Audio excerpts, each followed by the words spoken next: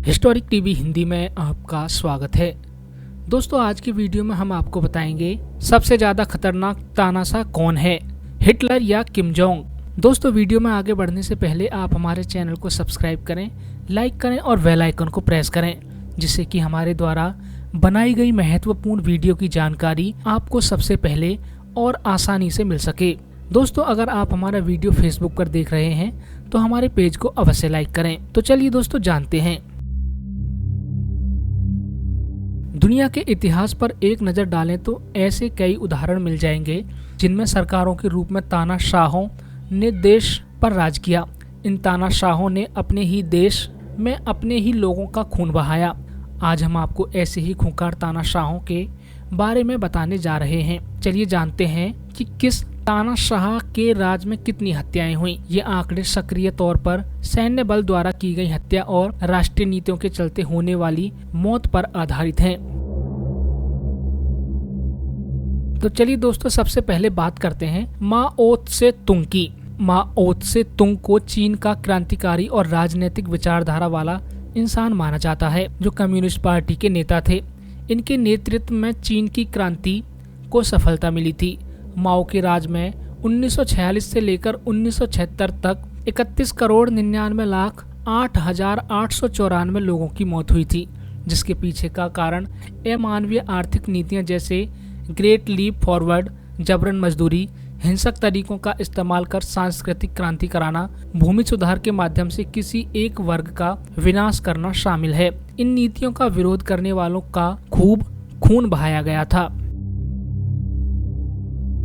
राष्ट्रीय समाजवादी जर्मन कामगार पार्टी से ताल्लुक रखने वाले एडोल्फ हिटलर एक जर्मन शासक थे। उनके राज में 1934 से लेकर 1945 तक औसतन 18,56,04,994 लोगों की मौत हुई थी। सबसे अधिक हत्याएं यहूदियों का नरसंहार करने पर हुई। इनमें जिप्सी, सर्बिया के लोग, गुलाम, विकलांग, समलैंगिकों, युद्धबंदी और यहूदियों के गवाह शामिल हैं। ये मौतें जर्मन के नियंत्रण वाले यूरोपीय देशों में हुई थी। सोवियत संघ के कम्युनिस्ट पार्टी के महासचिव जोसेफ स्टालिन के शासन के दौरान 1922 से लेकर 1953 तक औसतन 11,04,16,182 लोगों की मौत हुई थी। ये सभी मौतें रूसी साम्राज्य में हुई थी, जिनका कारण भुखमरी, नरसंहार, लेबर कैंप में मारना, फांसी देना, युद्धबंदियों की हत्या करना शामिल है। एक लेखक ने पहले मौत का आंकड़ा 3 करोड़ बताया था, बाद में फिर आंकड़ा 2 करोड़ बताया गया, जिससे औसतन 1 करोड़ 14 लाख के करीब माना जाता है।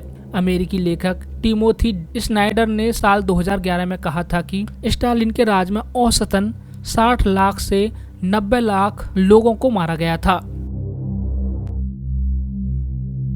उत्तर कोरिया में इस समय तानाशाह किम जोंग उन का राज है। इससे पहले यहाँ उनके पिता किम जोंग इल और दादा किम इल संग का राज था। यहाँ लोगों की हत्याओं का दौर साल 1948 में शुरू हुआ था, जो अब भी जारी है।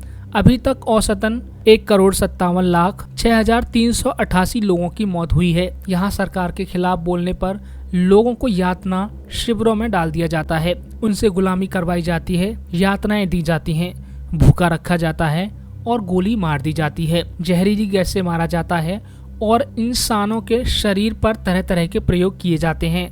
यहाँ मानवता के खिलाफ होने वाला हर काम आज भी होता है।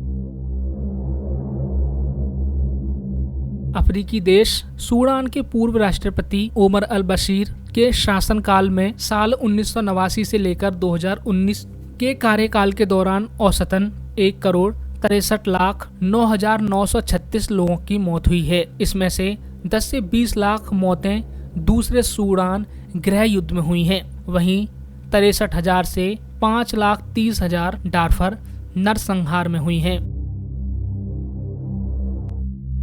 करीब 2 दशकों तक इराक के राष्ट्रपति के रूप में कार्य करने वाले सद्दाम हुसैन के शासनकाल में साल 1979 से लेकर 2003 तक औसतन 6,32,456 लोगों की मौत हुई है। उन्होंने मानव अधिकारों का उल्लंघन किया, जिसे दुनिया में सर्वाधिक डराने वाला माना जाता है। इन लोगों की मौत खुफिया पुलिस के द्वारा देश में फैले आतंकवाद, लोगों का उत्पीड़न, बड़े स्तर पर हुई हत्याएं, किसी एक जाति या वर्ग का सफाया करना, रेप, न्यायालय द्वारा मिली मौत की सजा, युद्ध में केमिकल का इस्तेमाल और दक्षिण इराक में विरोधियों का खात्मा करने के लिए अपनाए गए हिंसक तरीकों के कारण हुई हैं। बेनिटो मुसोलिनी ने यूरोपीय देश इटली के राष्ट्रीय फासिस्ट पार्टी का नेतृत्व किया था। मुसोलिनी हिटलर के करीबी थे और इटली के पूर्व प्रधानमंत्री थे। उनके शासनकाल में साल 1922 से लेकर 1945 तक औसतन 3,14,998 लोगों की मौत हुई थी। इटली लीबिया युद्ध, इटली इथियोपिया युद्ध, ग्रीस और यूगोस्लाविया में हुए अपराध के दौरान हुई थी। अफ्रीकी देश युगांडा के पूर्व राष्ट्रपति ईदी अमीन के शासनकाल में साल 1971 से लेकर 1979 तक औसतन 2,23,607 लोगों की मौत हुई थी। उनके राज में मानव अधिकारों का खूब उल्लंघन हुआ। उन्होंने जातीय अल्पसंख्यकों और राजनीतिक विरोधियों के साथ घोर अमानवीयता दिखाई थी। लोग अमीन को युगांडा का कसाई भी कहा करते थे। ईदी अमीन के खुकार होने का अंदाज आप इसी बात से लगा सकते हैं कि वह इंसानों को मारने के बाद उनका मांस तक खा जाते थे। तो दोस्तों, आज के वीडियो में बस इतना ही। ऐसी ही और महत्वपूर्ण जानकारियों के लिए लाइक, सब्सक्राइब और शेयर करना ना भूलें हिस्टोरिक टीवी हिंदी।